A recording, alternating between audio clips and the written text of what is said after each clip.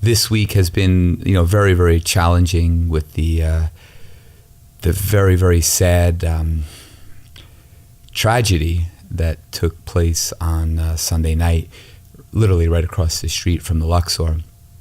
Coincidentally, we did our show. We had a birthday to celebrate. Adrian had a little party that I was attending at a place called Topgolf. And when everything went down, which I just missed it by minutes, literally 10 minutes maximum, we got locked down. We couldn't leave. Everything got locked down.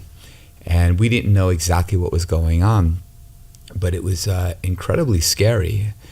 And to think about all of the innocent lives, 59, that died because of one madman. Words can't describe it. It just, so for me to be able to do this show and to give people the opportunity to escape reality for a few moments is really, I dedicate, this show to all of those victims, their families, the first responders who did really an amazing job. I mean, the police, all of those people don't get enough credit. They run towards, where the shooting is happening. They don't run away from it. And even the people that were in the public that just really rolled up their sleeves and really got involved in a very dangerous way. It just goes to show you that love will always prevail over pure evil. The last time I felt like this was 9/11 when I went to Broadway to record shortly afterwards, and they had to go back on. It's a very difficult time, isn't it, for people in Vegas, especially because everybody knows someone who was involved. I lived in New York when that happened, so I've been through this a couple of times, and I remember when the Twin Towers went down, I literally could see from my home the Twin Towers engulfed in flames and smoke. Unfortunately, it makes you realize how fragile life is and how you can never take any moment for granted. Every moment is a gift. I talk about that every night when it comes to pediatric cancer, but that can be applied to everybody's lives. You have to really live life to its fullest. You have to be kind. You have to put love out there.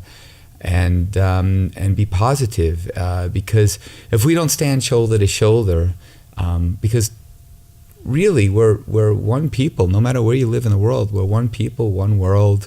It doesn't matter if you're black, white, brown. It all affects everyone. Mexico and what transpired, that incredible earthquake that took lives and the devastation. Puerto Rico, Florida, Texas, all of the islands that were so affected. So it just seems like this year has been, very challenging. But it has to make the human spirit always rises above. That's the incredible thing about a human being, is that they have the ability, if they have love in their heart, to conquer all these things, and it really, sometimes in our darkest hours, it brings out the most incredible, brave acts in people. It makes people rise to the occasion. And of course, we don't want these things to happen because they're just senseless. But there's good that comes out of bad. And you have to look at it that way. You have to be optimistic, because if you're pessimistic, you won't want to live. Right.